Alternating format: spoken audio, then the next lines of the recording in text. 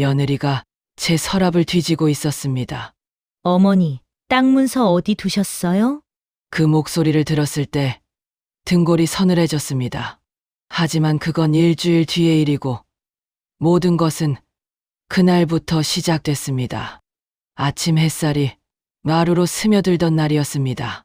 저는 텃밭에서 고추를 따고 있었습니다. 허리를 굽혀 붉게 익은 고추를 하나씩 바구니에 담았습니다.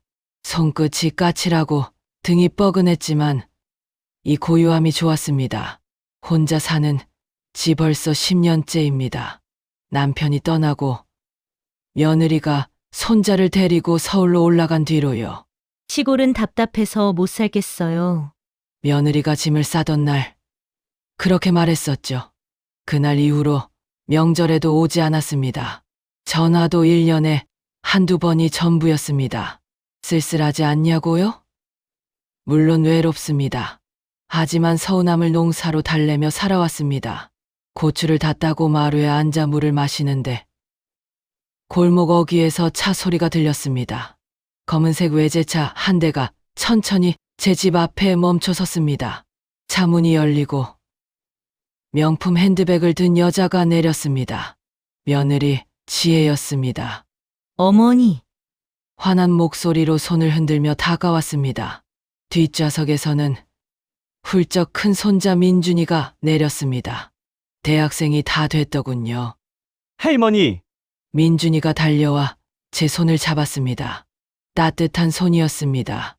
가슴 한쪽이 뭉클해졌지만 표정은 담담하게 유지했습니다. 왔니? 밥은 먹었고?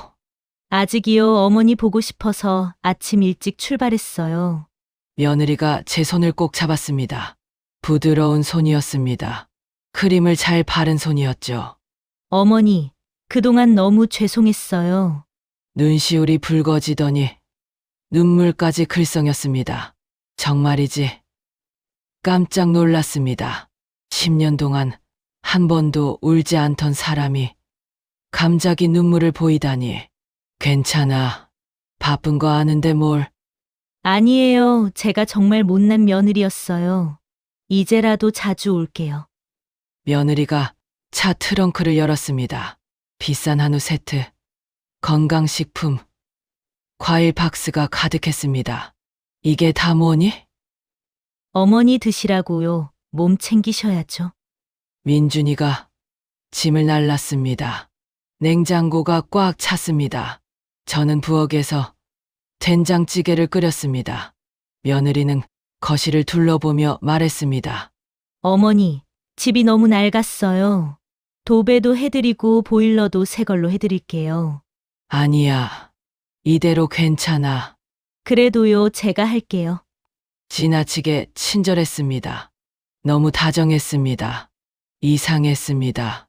식탁에 밥을 차렸습니다. 며느리는 숟가락을 들며 말했습니다. 어머니, 요즘 몸은 괜찮으세요? 혹시 어디 아픈 데는 없으시고? 멀쩡해. 농사일 하느라. 오히려 튼튼하지. 그래도 나이가 나이시니까요. 병원 검진 한번 받으세요. 제가 예약해 드릴게요. 며느리의 눈빛이 제 얼굴을 훑었습니다. 무언가를 살피는 듯한 시선이었습니다. 밥을 먹고 나서 며느리가 집안을 구경하자고 했습니다. 방 하나하나를 둘러보더니 오래된 장롱 앞에서 멈췄습니다. 어머니, 중요한 서류 같은 거 여기 보관하세요? 응? 아니, 그냥요. 혹시 도둑이라도 들면 큰일이잖아요. 땅 문서 같은 거요. 가슴이 철렁했습니다. 땅 문서. 왜 갑자기 땅 문서 이야기를 하는 걸까요? 그냥 잘 두고 있어. 어디요? 은행 금고 같은 데 맡기는 게 안전하지 않을까요? 너무 집요했습니다. 저는 차 한잔 하자며 자리를 피했습니다. 마루에 앉아 보리차를 따랐습니다. 민준이가 옆에 앉았습니다. 할머니, 정말 보고 싶었어요. 그래, 할머니도. 민준이의 눈빛은 맑았습니다. 거짓이 없었습니다. 하지만 며느리는 달랐습니다. 해가 질 무렵 며느리가 돌아가겠다고 했습니다. 어머니, 다음 주에 또 올게요. 자주 뵐 거예요. 차가 떠나고 저는 혼자 남았습니다. 마루에 앉아 저녁 노을을 바라봤습니다. 남편이 심은 감나무가 바람에 흔들렸습니다. 정말이지 이상했습니다. 10년 동안 한 번도 오지 않던 사람이 왜 갑자기 이러는 걸까요? 그리고 왜 하필 땅 문서를 묻는 걸까요? 가슴 한구석이 불안했습니다. 하지만 아직은 확신할 수 없었습니다. 그날 밤 잠이 오지 않았습니다. 일주일 뒤 며느리가 또 왔습니다. 그리고 그 다음 주에도 왔습니다. 어머니, 이거 드세요. 몸에 좋대요. 비싼 홍삼, 건강즙, 영양제가 쌓여갔습니다. 냉장고가 넘쳐났습니다. 옷장에는 새 옷들이 걸렸습니다. 이렇게까지 안 해도 되는데 어머니, 그동안 못 해드린 거 생각하면 이것도 부족해요. 며느리의 미소는 완벽했습니다. 하지만 그 눈빛은 계속 집안을 훑었습니다. 특히 서랍을, 장롱을, 방 구석구석을 살폈습니다. 어느 토요일 오후였습니다. 며느리가 두툼한 팸플릿을 펼쳐 보였습니다. 고급스러운 건물 사진이 있었습니다. 어머니, 이거 보세요. 요양원이에요. 요양원? 네, 요즘 정말 좋아졌어요. 시설도 좋고 간호사들도 친절하고요. 팸플릿을 넘기며 설명했습니다. 깨끗한 방, 식당, 운동시설 사진들이 나왔습니다. 혼자 계시는 것보다 훨씬 안전하잖아요. 또래 어르신들도 많고요. 나 괜찮아. 여기서 살 거야. 하지만 어머니, 만약에 넘어지시거나 다치시면 어떡해요? 여긴 너무 외진 곳이잖아요. 며느리의 목소리가 간절했습니다. 걱정하는 듯 보였습니다. 내가 농사일 하면서 잘 살고 있어. 농사요? 어머니 나이에 무슨 농사예요? 이제 그만 쉬세요. 며느리가 제 손을 꼭 잡았습니다. 제가 모실게요. 요양원 비용 제가 다 낼게요. 편하게 사세요. 정말이지. 효녀처럼 보였습니다. 마을 사람들도 그렇게 생각했습니다. 며느리가 갈 때마다 이웃 할머니들이 말했습니다. 술래야, 며느리 참 좋다. 효부가 따로 없어. 그러게 말이야. 주말마다 오더라고 부러워 죽겠어. 맨날 비싼 거 들고 오던데. 복 받은 거야. 저는 웃으며 고개를 끄덕였습니다. 하지만 가슴 한구석이 계속 무거웠습니다. 또 일주일이 지났습니다. 며느리가 민준이 없이 혼자 왔습니다. 평일 낮이었습니다. 민준이는 학교 갔어요. 제가 혼자 왔어요. 며느리는 청소를 하겠다며 집안을 돌아다녔습니다. 방 하나하나를 정리했습니다. 저는 부엌에서 점심을 준비했습니다. 감자를 깎으며 며느리를 지켜봤습니다. 며느리가 안방으로 들어갔습니다. 오래된 장롱 문을 열었습니다. 서랍을 하나씩 열어보는 게 보였습니다. 칼을 쥔 손에 힘이 들어갔습니다. 무엇을 찾는 걸까요? 며느리가 이불장 위쪽까지 살폈습니다. 손을 뻗어 위를 더듬었습니다. 책상 서랍도 열어봤습니다. 저는 부엌 문턱에 기대어 지켜봤습니다. 며느리는 제가 보고 있는 줄 몰랐습니다. 마침내 며느리가 오래된 나무 상자를 발견했습니다. 남편이 쓰던 문서 보관함이었습니다. 뚜껑을 열려는 순간이었습니다. 뭐 찾니? 며느리가 깜짝 놀라 돌아봤습니다. 아, 어머니 청소하다 보니 오래된 상자가 있어서요. 그건 그냥 남편 물건이야. 아, 네, 죄송해요. 며느리가 상자를 도로 제자리에 놓았습니다. 하지만 손이 떨리고 있었습니다. 점심을 먹는 내내 며느리가 말했습니다. 어머니, 요즘 깜빡깜빡 하실 때 많으시죠? 아니, 멀쩡한데 아니에요. 지난주에 제가 드린 약 어디 두셨는지 기억 안 나신다고 하셨잖아요.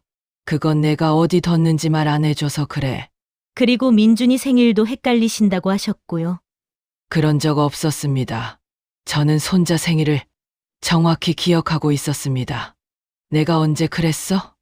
어머니, 나이 들면 기억력이 떨어지는 게 당연해요. 병원 한번 가보세요. 검사 좀 받으시고. 며느리의 목소리가 부드러웠습니다.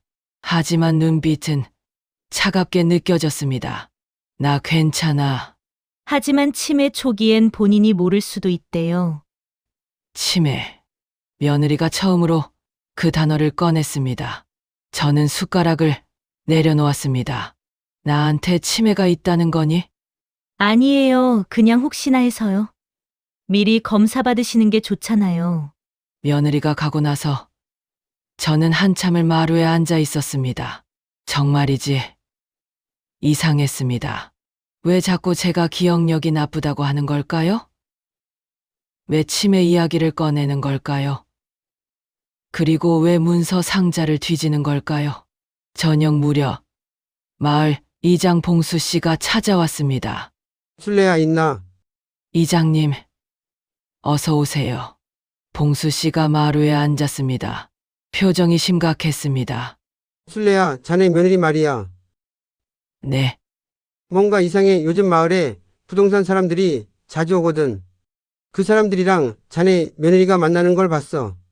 가슴이 덜컥 내려앉았습니다. 부동산이요? 응, 며칠 전에 카페에서 뭔가 이야기하더라고. 서류 같은 것도 보고. 봉수 씨가 제 손을 잡았습니다. 조심해, 뭔가 수상해. 그날 밤 잠을 이룰 수 없었습니다. 며느리의 얼굴이 자꾸 떠올랐습니다. 환한 미소, 다정한 목소리, 그리고 제 방을 뒤지던 그 손. 왜 부동산 사람들을 만난 걸까요?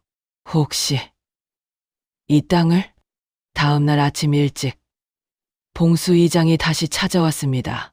이번엔 마을 이발소 주인 김 사장도 함께였습니다. 술래야, 큰일이야. 봉수 씨의 얼굴이 굳어 있었습니다.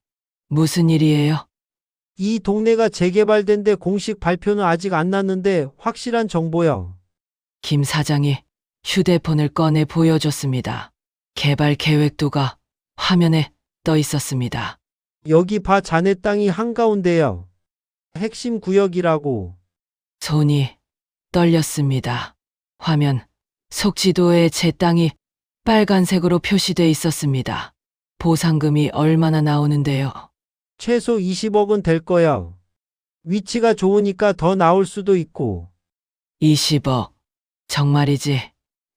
상상도 못할 돈이었습니다. 그래서 말인데, 봉수 씨가 목소리를 낮췄습니다.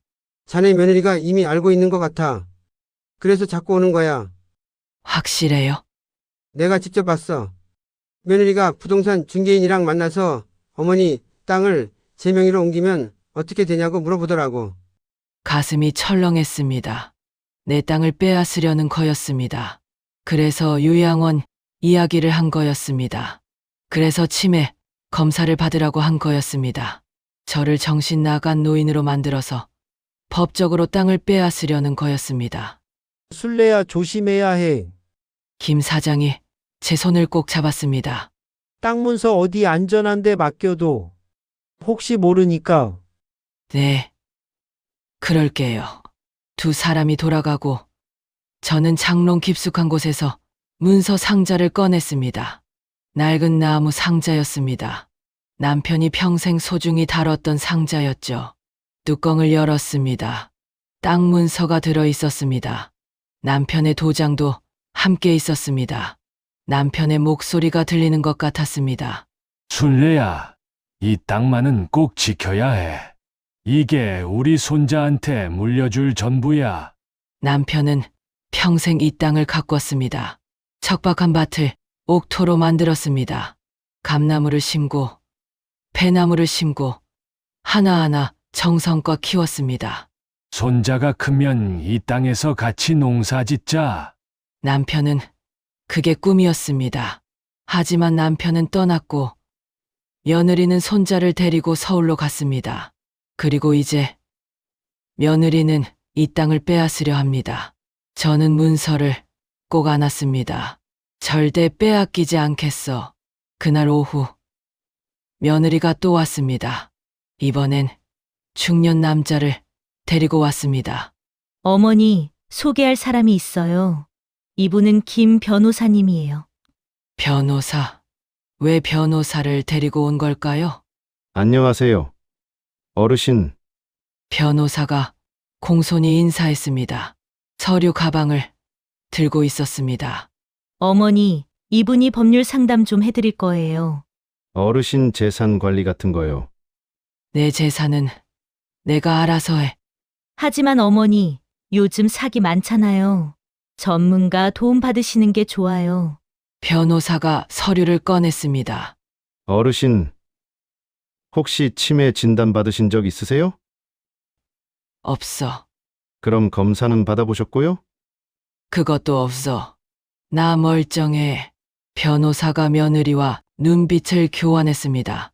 어르신, 법적으로 후견인을 지정하시면 재산 관리가 훨씬 안전합니다. 특히 나이가 드시면. 난 필요 없어. 제 목소리가 딱 잘렸습니다. 며느리가 다급하게 말했습니다. 어머니, 저를 믿으세요. 제가 어머니 재산 지켜드릴게요. 후견인 되게 해주세요. 안 돼. 왜요? 전 어머니 며느리잖아요. 며느리의 목소리가 날카로워졌습니다. 처음으로 가면이 벗겨지는 것 같았습니다. 며느리라고 다 믿을 수 있나? 제 말에 며느리의 얼굴이 굳었습니다. 어머니, 지금 저를 의심하시는 거예요? 의심하는 게 아니야. 난 내 땅, 내가 지킬 거야. 땅요? 어머니가 관리도 못 하시잖아요. 며느리가 소리를 질렀습니다. 그리고 자신이 실수했다는 걸 깨달은 듯 입을 다물었습니다. 변호사가 어색하게 웃으며 자리에서 일어났습니다. 오늘은 이만 가보겠습니다. 천천히 생각해 보세요. 두 사람이 떠나고 저는 혼자 남았습니다. 마루에 주저앉았습니다. 다리에 힘이 없었습니다. 며느리가 결국 본색을 드러냈습니다. 땅. 결국 땅이 목적이었습니다. 효심도, 걱정도 다 거짓이었습니다. 그날 저녁, 봉수 씨에게 전화했습니다. 이장님, 도와주세요. 며느리가 변호사까지 데리고 왔어요. 알았어. 내일 아침에 마을 사람들 모을게. 우리가 자네 편이야. 전화를 끊고 창밖을 봤습니다. 감나무가 바람에 흔들리고 있었습니다. 남편이 심은 나무였습니다. 여보, 내가 꼭 지킬게. 우리 땅. 절대 빼앗기지 않을게. 다음 날 아침 일찍 마을 회관에 사람들이 모였습니다. 봉수 이장이 저를 데리러 왔습니다. 술래야, 가자. 다들 기다려. 회관 안은 이미 사람들로 가득했습니다. 이발소 김 사장, 슈퍼 주인 박 씨, 농협 직원 최 씨, 옆집 할머니들까지 20명이 넘게 모여 있었습니다. 술래야, 여기 앉아. 봉수 씨가 의자를 권했습니다. 여러분, 다들 아시겠지만 술래 동생이 곤란한 일을 겪고 있습니다. 봉수 씨가 상황을 설명했습니다.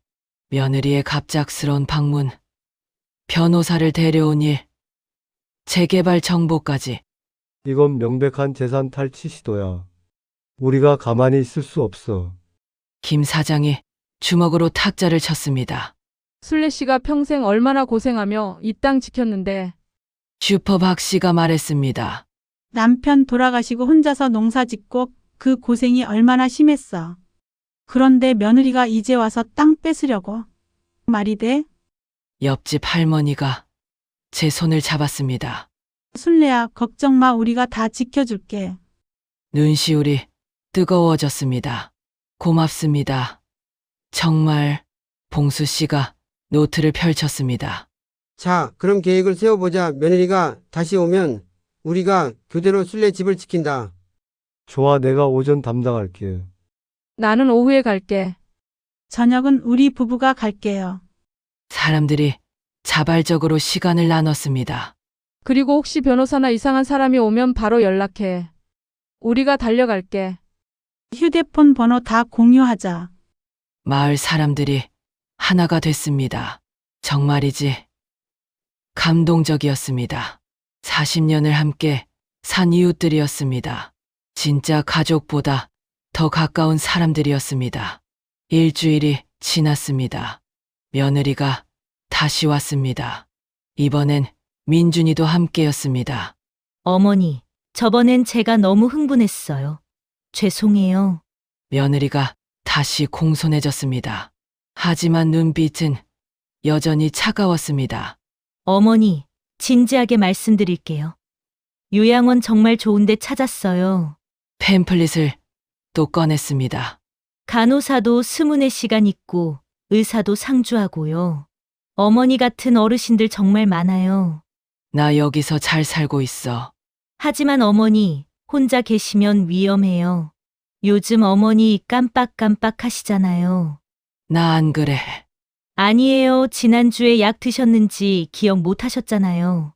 며느리가 민준이를 봤습니다. 민준아, 내가 말해봐. 할머니가 깜빡하실 때 많지? 민준이가 고개를 숙였습니다. 대답하지 않았습니다. 민준아, 엄마, 할머니 멀쩡하신 것 같은데요. 며느리의 얼굴이 일그러졌습니다. 바로 그때 봉수 씨가 대문을 열고 들어왔습니다. 술래야 있나? 마치 약속이라도 한 듯 김 사장도 뒤따라 들어왔습니다. 아, 며느님 오셨네요. 안녕하세요. 봉수 씨가 환하게 웃으며 인사했습니다. 며느리의 표정이 굳었습니다. 이장님, 무슨 일이세요? 아, 술래 동생이랑 마을회의 이야기 좀 하려고요. 김 사장이 마루에 털썩 앉았습니다. 술래 씨 다음 주 경로잔치 준비 어떻게 하지? 자네가 회계 맡기로 했잖아. 며느리가 날카롭게 끼어들었습니다. 어머니가 회계를요? 혼자 계산하시기 힘드실 텐데요. 무슨 소리? 술래 동생이 우리 마을에서 제일 똑똑해. 장부 정리도 완벽하게 하시고. 봉수 씨가 제 어깨를 두드렸습니다. 그리고 이번에 농협에서 농사 교육하는데 술래 동생이 강사로 나가시기로 했어. 강사요? 며느리가 놀란 표정을 지었습니다. 내 술래 씨 농사 경력이 40년이 넘으시거든요. 젊은 농부들한테 노하우 전수해 주시는 거죠. 거짓말이었습니다. 하지만 완벽한 타이밍이었습니다. 며느리는 더 이상 치매 이야기를 꺼낼 수 없었습니다. 어머니, 저희는 이만 가볼게요. 며느리가 서둘러 일어났습니다. 민준아, 가자. 민준이가 제게 다가왔습니다. 할머니, 다음에 또 올게요. 작은 목소리로 속삭였습니다. 할머니, 엄마가 이상해요. 조심하세요. 민준이의 눈빛이 걱정으로 가득했습니다. 차가 떠나고 봉수 씨가 웃었습니다. 잘 막아냈어. 며느리 얼굴 봤어. 완전히 당황하더라. 고마워요. 이장님, 뭘 우리가 남이가 며느리가 또 오면 연락해. 우리가 또 달려올게. 그날 밤 민준이에게서 문자가 왔습니다. 할머니, 엄마가 법률사무소에 서류 신청했대요. 할머니를 정신적으로 문제가 있다고 신고하려는 것 같아요. 조심하세요. 손이 떨렸습니다. 며느리가 본격적으로 움직이기 시작했습니다. 한 달이 지났습니다. 며느리는 더 이상 직접 오지 않았습니다. 대신 이상한 사람들이 찾아오기 시작했습니다. 어느 날은 복지센터 직원이라는 사람이 왔습니다. 어르신, 정부 지원 프로그램 안내드리러 왔어요.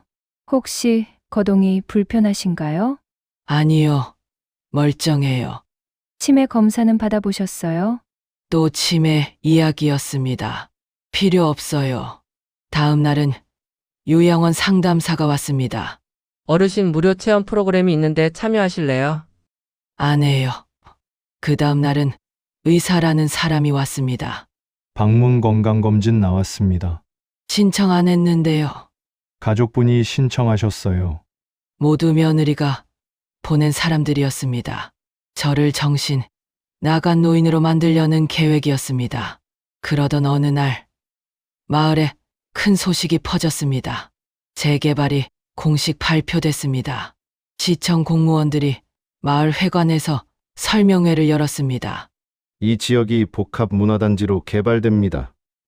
보상금은 평당 500만 원 기준입니다. 제 땅은 2,000평이었습니다. 계산해보니 100억이 넘었습니다. 100억. 상상도 못할 돈이었습니다. 회관이 술렁거렸습니다. 대박이네. 우리 땅도 얼마 받을 수 있을까? 사람들이 들떠 있었습니다. 하지만 저는 기쁘지 않았습니다. 이 땅은 남편이 평생 가꾼 땅이었습니다. 남편의 땀과 눈물이 스며든 땅이었습니다. 집으로 돌아오는 길, 감나무 앞에 섰습니다. 남편이 30년 전에 심은 나무였습니다. 손자가 크면 이 감을 따먹을 수 있을 거야. 남편이 웃으며 말했었죠. 하지만 손자는 오지 않았습니다. 며느리가 오지 못하게 막았으니까요. 그리고 이제 며느리는 이 땅을 빼앗으려 합니다. 나무를 쓰다듬었습니다. 울퉁불퉁한 나무 껍질이 손에 닿았습니다. 여보, 나 어떻게 해야 할까요? 눈물이 났습니다. 그날 밤, 집 전화가 울렸습니다. 어머니, 저예요. 며느리였습니다. 재개발 소식 들으셨죠? 응. 어머니, 이제 결정하세요. 땅을 저한테 넘기시든지 아니면 제가 법적 조치를 취하든지. 법적 조치. 내 어머니가 재산 관리 능력이 없다고 법원에 신청했어요. 어머니 나이도 많으시고 판단력도 떨어지시니까요. 내가 언제 판단력 떨어졌어? 의사소견서도 받았어요. 어머니가 치매 초기 증상이 있다고요. 거짓말. 거짓말이 아니에요. 제가 방문했을 때마다 어머니가 깜빡하셨잖아요. 다 기록했어요. 며느리의 목소리가 차가웠습니다. 어머니, 순순히 땅 넘기세요. 그럼 요양원 좋은데 보내드릴게요. 안 그러면 법원 판결로 강제로 빼앗길 거예요. 절대 안 돼. 그럼 후회하실 거예요. 전화가 끊어졌습니다. 저는 그 자리에 주저앉았습니다. 어떻게 해야 할까요? 그때 대문을 두드리는 소리가 들렸습니다. 할머니, 저예요, 민준이요. 놀라서 문을 열었습니다. 민준이가 서 있었습니다. 숨을 헐떡이고 있었습니다. 민준아, 이 밤에 웬일이니? 할머니, 이거 드리려고요. 민준이가 봉투를 건넸습니다. 이게 뭐니? 편지예요. 그리고 엄마가 모르게 녹음한 파일이요. 녹음. 엄마가 변호사랑 통화하는 거 녹음했어요. 할머니 땅 빼앗는 계획 다 나와 있어요. 민준이의 눈에 눈물이 맺혔습니다. 할머니, 죄송해요. 엄마가 이렇게 나쁜 사람인 줄 몰랐어요. 괜찮아. 민준아. 저는 할머니 편이에요. 할머니 땅 지켜주세요. 절대 엄마한테 넘기지 마세요. 민준이를 꼭 안았습니다. 고마워. 우리 손주. 민준이가 가고 봉투를 열었습니다. 편지와 USB가 들어 있었습니다. 편지를 펼쳤습니다. 민준이의 글씨였습니다. 할머니, 저는 할머니가 옳다고 생각해요. 엄마는 돈 때문에 미쳐버렸어요. 이 녹음 파일을 잘 보관하세요. 나중에 필요할 거예요. 사랑해요, 할머니. USB를 컴퓨터에 넣었습니다. 봉수 씨가 몇 년 전에 가르쳐준 대로 조작했습니다. 며느리의 목소리가 들렸습니다. 네, 변호사님. 어머니 치매 진단서는 어떻게든 만들어주세요. 돈 더 드릴게요. 하지만 실제로 치매가 아니시면 위험할 수 있습니다. 괜찮아요. 마을 사람들 빼고는 아무도 몰라요. 어머니는 워낙 외진 곳에 사시니까. 그럼 법원에 후견인 신청하시면 됩니다. 신청하면 땅명에 바로 바꿀 수 있죠? 네. 후견인으로 지정되면 재산 관리 권한이 넘어옵니다. 좋아요. 빨리 진행해 주세요.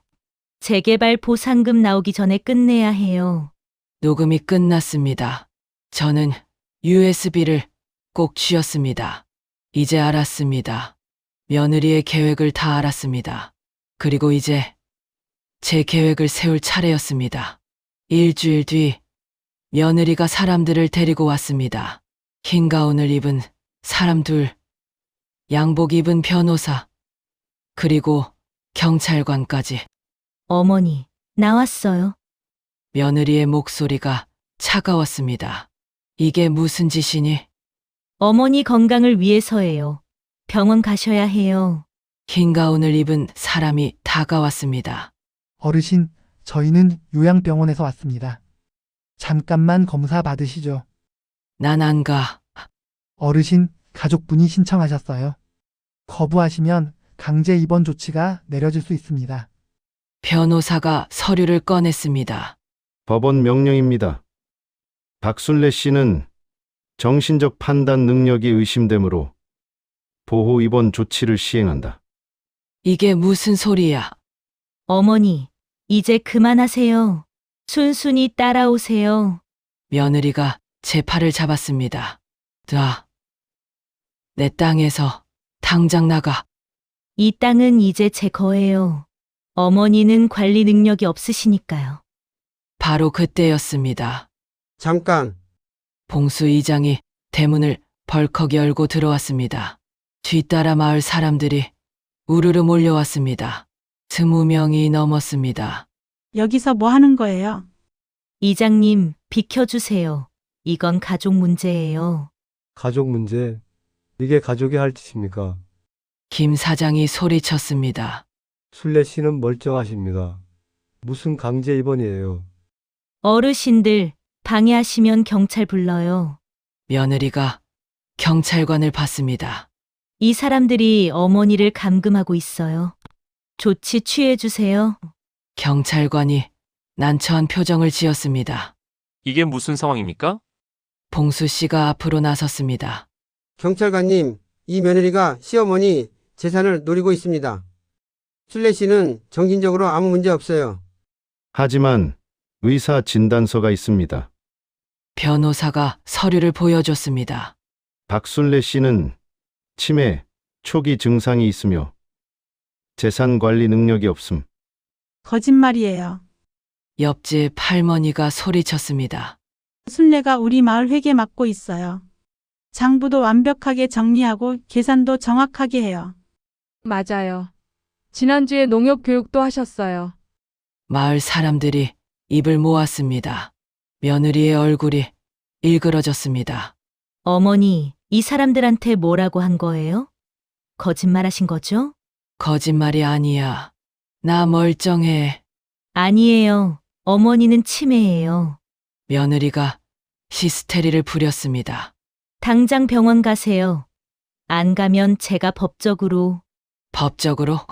저는 주머니에서 USB를 꺼냈습니다. 이게 뭔지 아니? 며느리의 얼굴이 하얗게 질렸습니다. 그게 뭔데요? 내가 변호사랑 통화한 거 다 녹음돼 있어. 뭐라고요? 가짜 진단서 만들라고 한 것, 내 땅 빼앗으려고 한 것 다 들어있어. 경찰관이 눈빛이 날카로워졌습니다. 그게 사실입니까? 며느리가 말을 잃었습니다. USB 들어봐요. 다 나와 있어요. 봉수 씨가 USB를 경찰관에게 건넸습니다. 변호사가 황급히 말했습니다. 저희는 이만 가보겠습니다. 저도 급한 일이 있어서. 흰 가운 입은 사람들이 황급히 떠났습니다. 며느리 혼자 남았습니다. 어머니. 나가. 어머니, 제발. 내 땅에서 당장 나가라고. 제 목소리가 떨렸습니다. 분노가 끓어올랐습니다. 어떻게 이럴 수가 있니? 내 시어머니한테. 며느리가 입술을 깨물었습니다. 눈에 눈물이 맺혔습니다. 어머니는 몰라요. 제가 얼마나 힘들게 살았는지. 그게 내 땅 빼앗을 이유가 되니? 전 어머니한테 인정받고 싶었어요. 근데 어머니는 항상 절 무시했잖아요. 언제 내가 너를 무시했어? 시골 처녀라고 무시했잖아요. 돈 없다고 깔봤잖아요. 며느리가 소리쳤습니다. 그래서 성공해야 했어요. 돈 벌어야 했어요. 그래야 인정받을 수 있으니까. 저는 고개를 저었습니다. 난 너를 무시한 적 없어. 다만 내가 내 아들을, 내 손주를 데리고 떠난 게 서운했을 뿐이야. 그건. 이제 가. 다시는 오지 마. 며느리가 비틀거리며 차로 갔습니다. 차가 떠나고 저는 그 자리에 주저앉았습니다. 마을 사람들이 저를 부축했습니다. 순례야, 괜찮아. 네, 이장님 괜찮아요. 하지만 가슴이 아팠습니다. 정말이지. 너무 아팠습니다. 그날 밤 잠을 이룰 수 없었습니다. 며느리의 얼굴이 자꾸 떠올랐습니다. 어머니는 몰라요. 그 목소리가 귓가에 맴돌았습니다. 정말 제가 며느리를 무시했을까요? 아니면 며느리가 오해한 걸까요? 창밖을 봤습니다. 감나무가 달빛에 비쳐 보였습니다. 남편이 심은 나무였습니다. 여보, 나 이제 어떻게 해야 할까요? 남편의 목소리가 들리는 것 같았습니다. 순례야, 내 마음이 편한 대로 해. 제 마음? 저는 이 땅을 지키고 싶었습니다. 하지만 며느리와 싸우고 싶지는 않았습니다. 돈 때문에 가족이 무너지는 걸 보고 싶지 않았습니다. 그렇다면 답은 하나였습니다.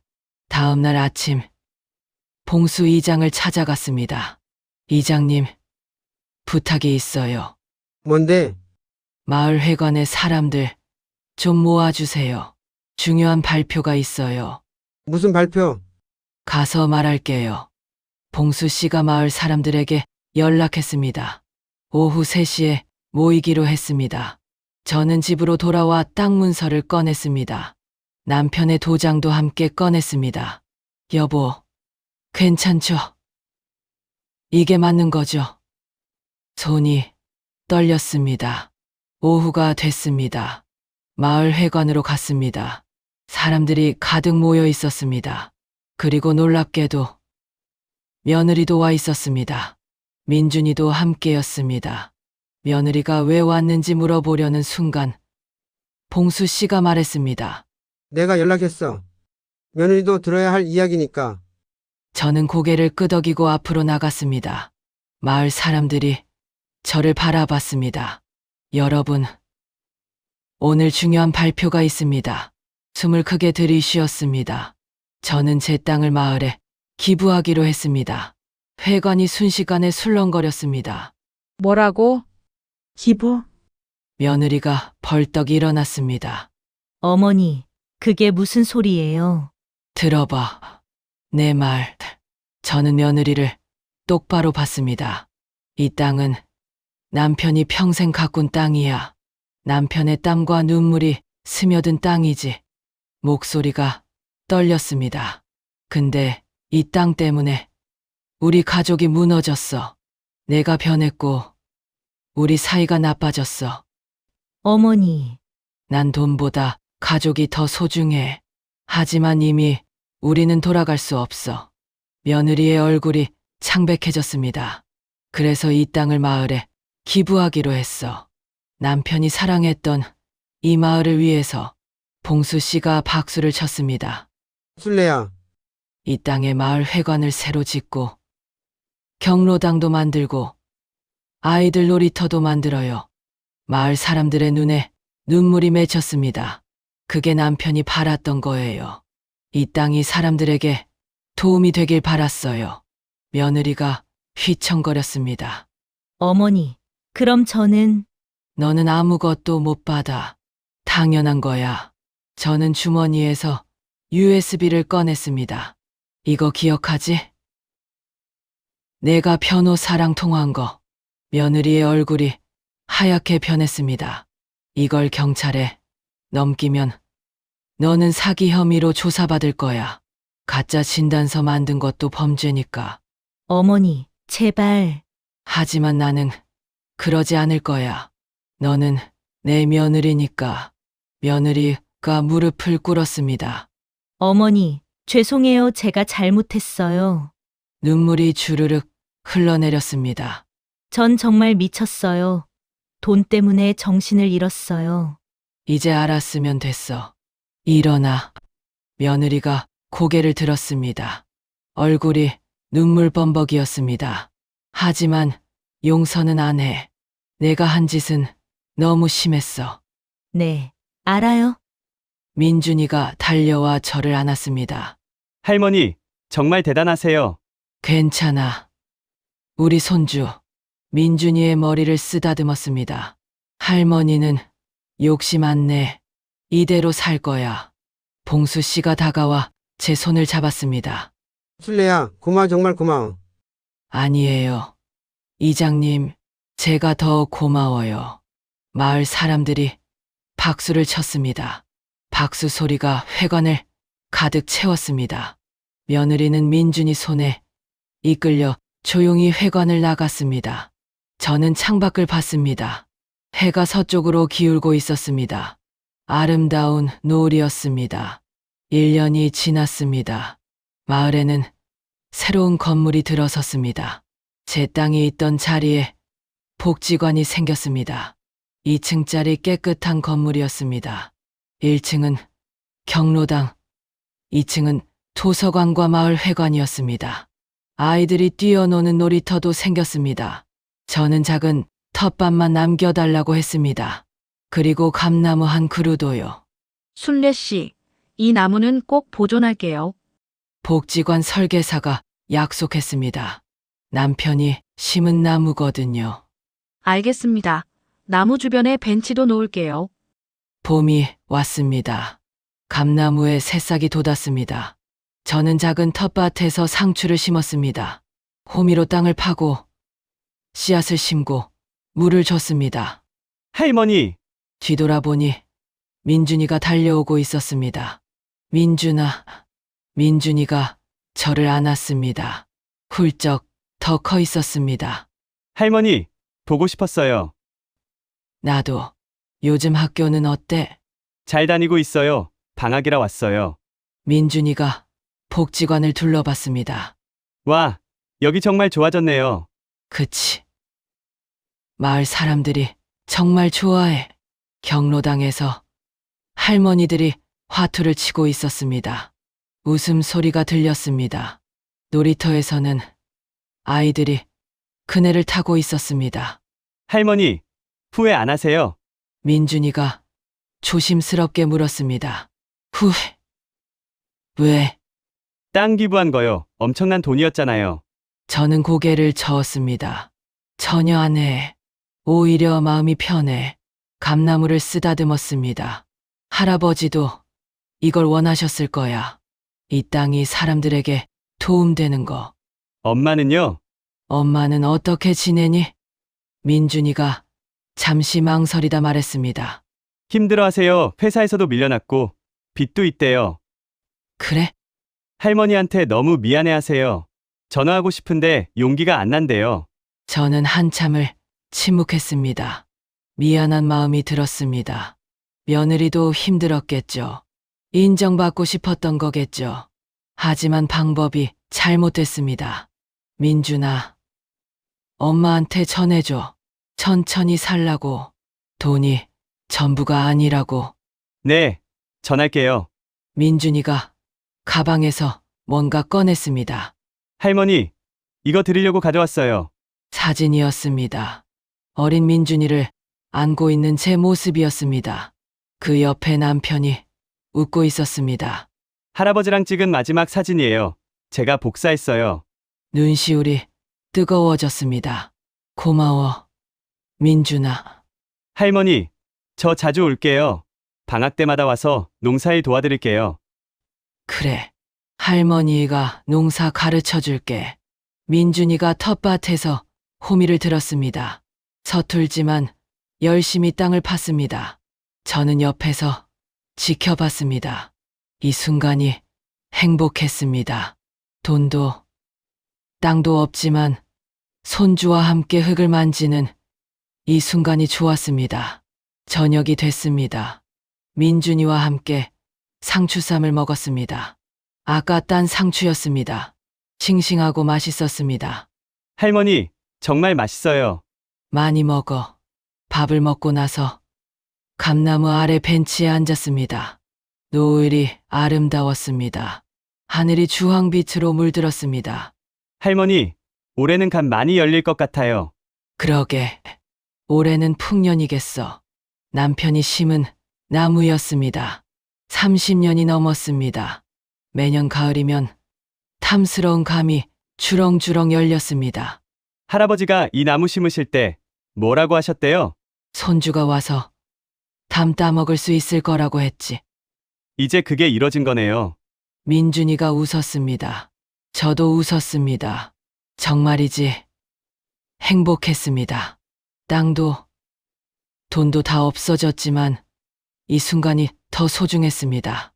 며느리는 떠났지만 손주는 남았습니다. 욕심은 버렸지만 평화를 얻었습니다.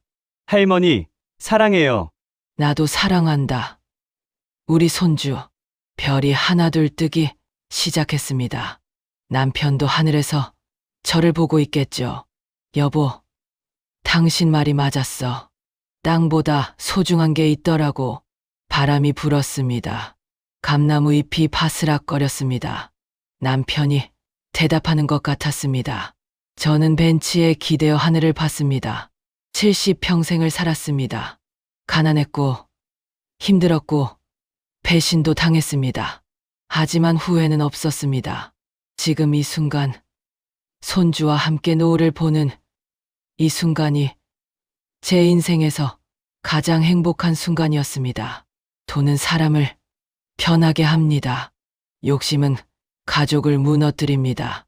하지만 진짜 소중한 건 함께 웃을 수 있는 사람입니다. 함께 밥 먹고, 함께 일하고, 함께 노을 볼 수 있는 사람입니다. 저는 그걸 지켰습니다. 그리고 평온을 얻었습니다. 민준이가 제 어깨에 머리를 기댔습니다.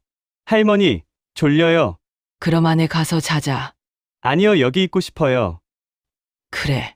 그럼 여기 있자. 저도 눈을 감았습니다. 바람이 불었습니다.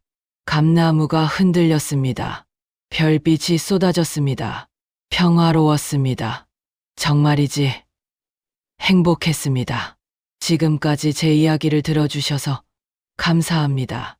제 손주 민준이 정말 이쁘게 기특하지 않나요? 힘든 여정이었지만 누군가를 용서한다는 게 쉽지 않더군요. 사람은 누구나 다 실수를 할 수 있고 오해가 생기기 마련입니다. 여러분들도 실수를 했거나 오해가 있다면 용서를 빌고 누군가 여러분들에게 실수를 했거나 오해가 있다면 용서해 보는 것도 마음의 평화가 오는 길이라고 생각합니다. 제 이야기를 듣는 모든 여러분들이 항상 행복하길 바랍니다. 감사합니다.